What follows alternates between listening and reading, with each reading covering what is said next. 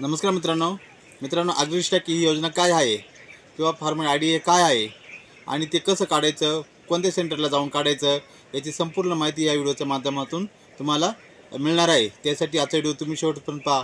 चॅनलवरती नवीन आला असेल चॅनलला नक्की सबस्क्राईब करा। अशाच महत्त्वाचा अपडेट मी आपल्या यूट्यूब चॅनलवर घेऊन येत असतो। तर मग आजच्या व्हिडिओला सुरुवात करूया। त्या ॲग्रीस्टॅकच्या संदर्भात तुम्ही आम्हाला थोडी डिटेल माहिती देऊ शकता की एक्झॅक्टली काय आहे ॲग्रीस्टॅक आणि शेतकऱ्यांना तो कसा बेनिफिशियल राहणार आहे?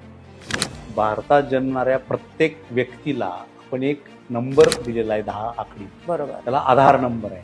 म्हणजे तो नंबर म्हणजे ती व्यक्ती युनिक आयडी आहे, युनिक आयडी आहे। सेम कन्सेप्ट त्या ॲग्रीस्टॅक प्रकल्पामध्ये आहे। ओके, याच्यामध्ये काय आहे की मी एक शेतकरी आहे। माझी शेती सिन्नर तालुक्यातल्या दापूरला 2 एकर आहे, दोडीला माझी 2 एकर आहे। अशी वेगवेगळ्या ठिकाणी माझी शेती आहे, पण मी शेतकरी एक आहे। तर मी हा शेतकरी म्हणून माझा एक युनिक आयडी असेल।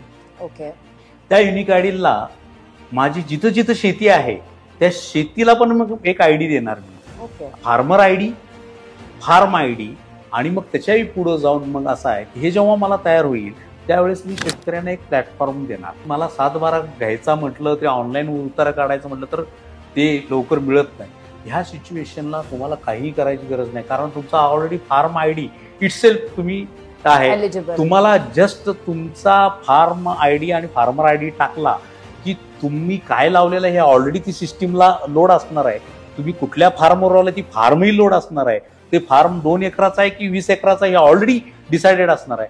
दुसरं, ह्याच्याशी मी आधार लिंक केल्यानंतर मला ते पैसे किती भरायचे आहेत ही सांगायची गरज नाही। मला फक्त आधार नंबर टाकला, माझ्या अकाउंटमधनं 100 रुपये माझा विम्याचा रक्कमही त्याच्यात जाणार आहे। मला तेही काही हे गरज नाही। तर मला बँकेत कर्ज प्रकरण करायचं आहे, उद्या बँकेवाले ही कागद नाही, तुझ्या ह्या फाईलमध्ये हे नाही असं म्हणायची गरज नाही। त्याला फक्त मी जाणार, माझा हा फार्म आयडी आहे आणि तो फार्म आयडी टाकून बघा तुमच्या सिस्टीमला, तुम्हाला फक्त क्लिक करायचं आहे की यस की नो म्हणायचं आहे। इव्हन गव्हर्नमेंट ही सेट करणार आहे की कांदा पिकासाठी कर्ज देण्यासाठी तिची लिमिट 3 लाखाची आहे, त्याच्यामुळे तो नाही म्हणणार मी तुला 1 लाख देईल।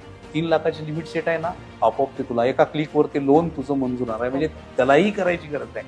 त्याला तो जमाना गेला की मी 7/12साठी कुठं तर सेतू केंद्रावर जा किंवा माझं पिकाची नोंद घेण्यासाठी तलाट्याच्या मागे जा, काय नथिंग टू डू विथ।